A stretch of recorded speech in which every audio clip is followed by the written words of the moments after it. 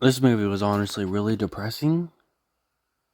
Maybe it's just my mental state right now, but was not a big fan of this movie. It's not very good and it's just depressing. So, this is the reboot of the original.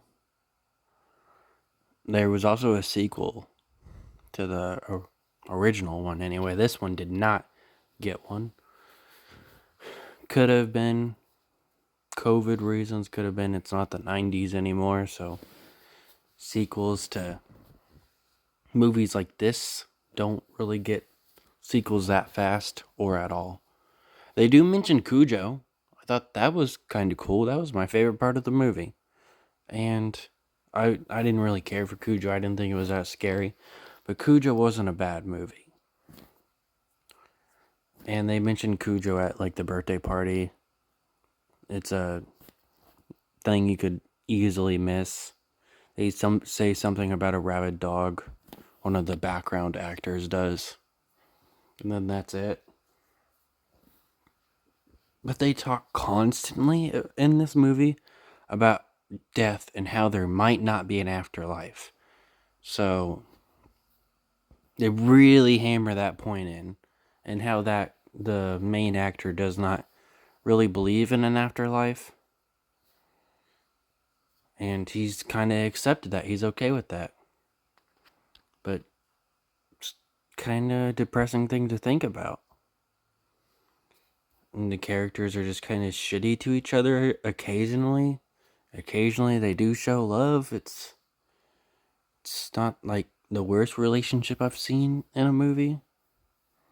Especially since in the previously established Cujo, the wife cheats on her husband.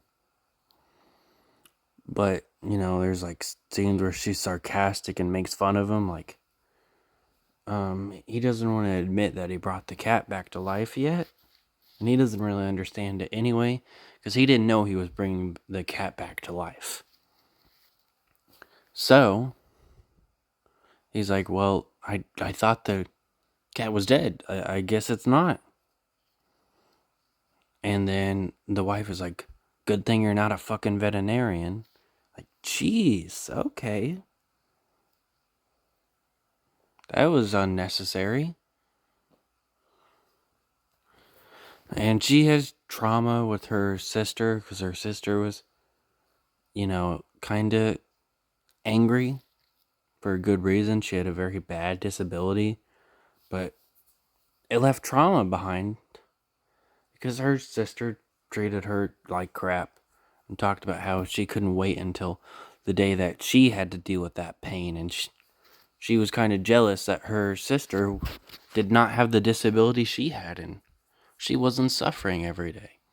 Which, because of the way her sister treated her and the fact that her parents didn't really give a fuck and left her home alone with her disabled sister to take care of, one day she ends up using a broken lift to send food up to her room, and she tries to get it and she falls through and dies. And that's something that really haunts her for a lot of the movie. And as you can see, there's like no happiness in this movie. Oh, there's maybe a scene where a kid laughs, but it's just constantly depressing.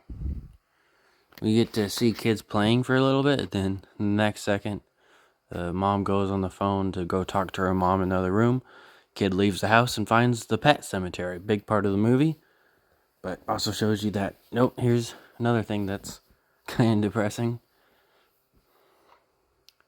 It's not very scary either. There isn't too many big scares or really any at all. Um, the they changed some things, which I guess kind of makes it cool. It didn't exactly ruin the movie, and it wasn't like exactly big changes. Because in the original movie and book, the other child dies because they have two kids. But in this one, they make it seem like, yeah, they're going to go for the original death of that child, but instead, the other one dies. I can't remember the kid's name right now. Yeah, there's Ellie and Gage. Gage really didn't do shit in this movie. He was only there in this movie to have freakouts, really. He was just there when they needed like a sad scene. He freaks out when his dad leaves. He's crying when he has a nightmare. I will say the practical effects and the CGI effects, any effects in this movie look great. Because, man, it was scary seeing that dude with his face messed up. And then the kid having to see that when he has a nightmare. They have elements in this movie that could make it really good. But it utterly just fails. It's not entertaining enough. And then there's just stupid parts like his wife gets murdered. She's dead. The person he brought back to life to make his family whole again just took his wife away from him. But he goes after the girl, which causes the end of the movie or whatever. I don't know why he went after the daughter. Gage was in the car by himself and he needed someone, especially now that his mother is dead. But he decides to go after the daughter or something. The dead daughter that he knows is a killer now.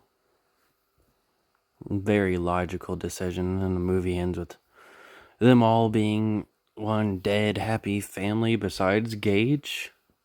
Because they never killed him, so he's just kind of sitting there like, what the fuck is wrong with my family? And the movie ends. And that is literally it. They have a neighbor that shows up a few times. He had like more depth from the deleted scenes because I had this on DVD.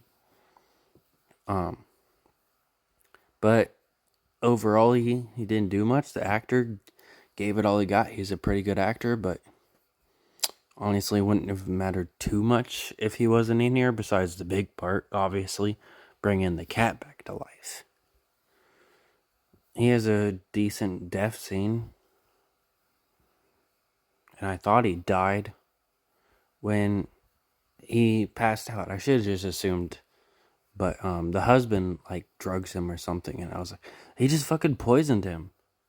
He just killed him, because just the overall vibe of it made it seem like he was so pissed at the dude for bringing him to the pet cemetery and causing all this to happen.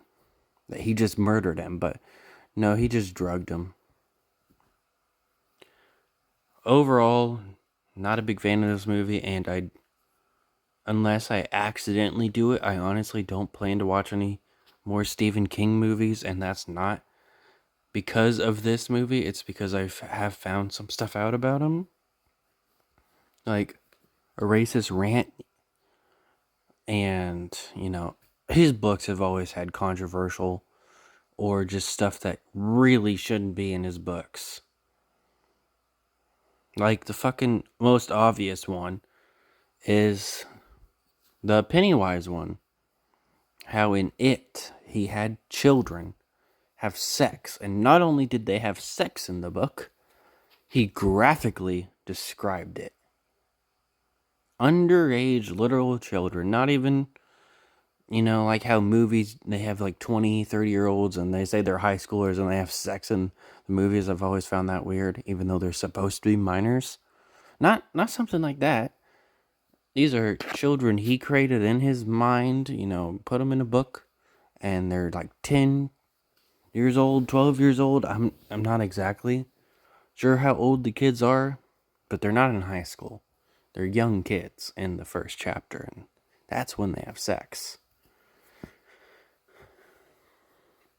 And it was supposedly because, him being, hooked on drugs or whatever. There's just so much messed up stuff about Stephen King, there really isn't any point to read his books or watch his movies anymore. Especially now finding out that he had a racist rant like a few years ago. I found that randomly on TikTok and dug more into that and a few other things. And this movie just fucking sucked. And that, that's not the reason why I'm stopping it, is because there's controversies. Because there were a few Stephen King movies that I had thought about watching and reviewing, like Christine, the car movie. But yeah, that's about it.